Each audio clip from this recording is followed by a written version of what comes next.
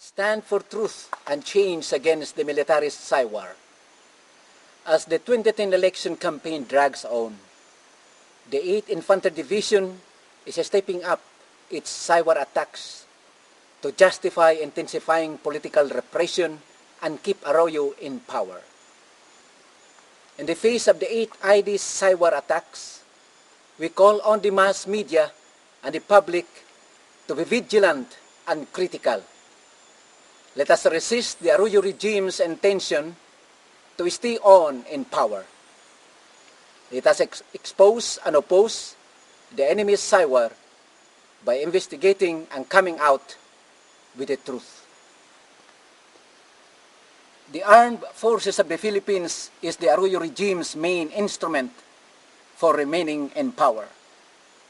The military made it possible for Gloria Arroyo to commit widespread cheating and win in the 2004 presidential election. Today, the Arroyo regime is so widely despised that its own candidates in the election have little chance of winning even through widespread cheating. Thus, the regime is even more hell-bent on using the military, such as in imposing martial law and extending its rule as a transition government.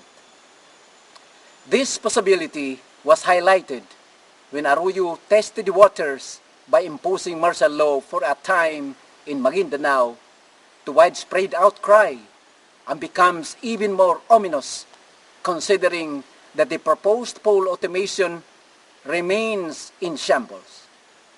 There is also the strengthening of the military's hand in intervening in the election through the joint security coordinating centers of the military and police, down to the city and municipal levels in areas that are in the election watch list.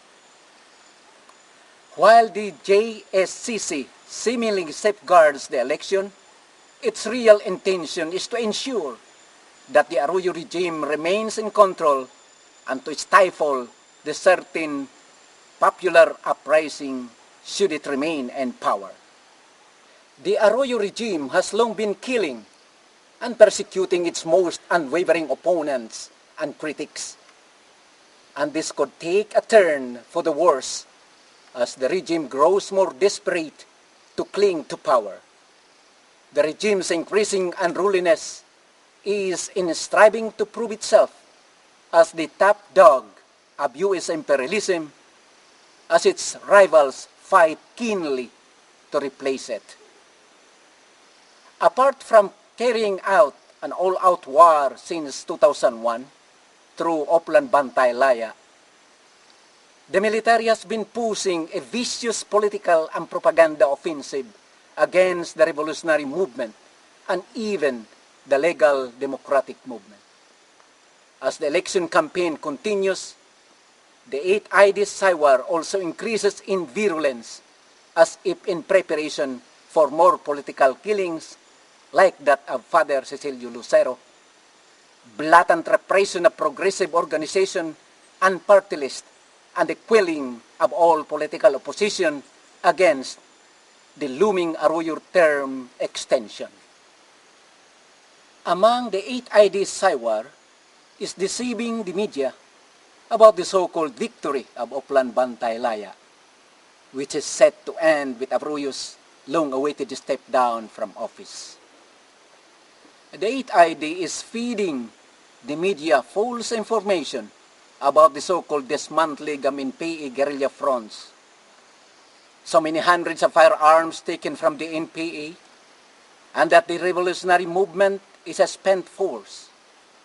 But the truth is that NPA tactical offensives in Eastern Visayas have been rising, and more firearms were taken by the NPA than in previous years.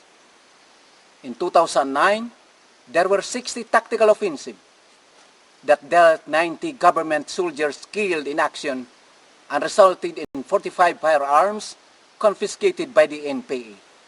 Not a single guerrilla front was dismantled in the region. And though the 8th ID gloated that the NPA was finished and Leyte, the Mount Amandiwin Command promptly belied this with 12 tactical offensives in 2009.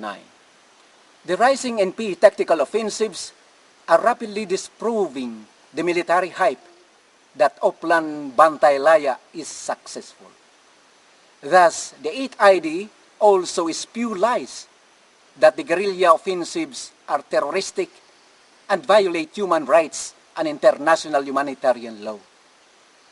But these plain distortions are easily disproved because unlike the 8th ID, the NPA is a disciplined, principled, and democratic revolutionary army and firmly observes to international humanitarian law to which the national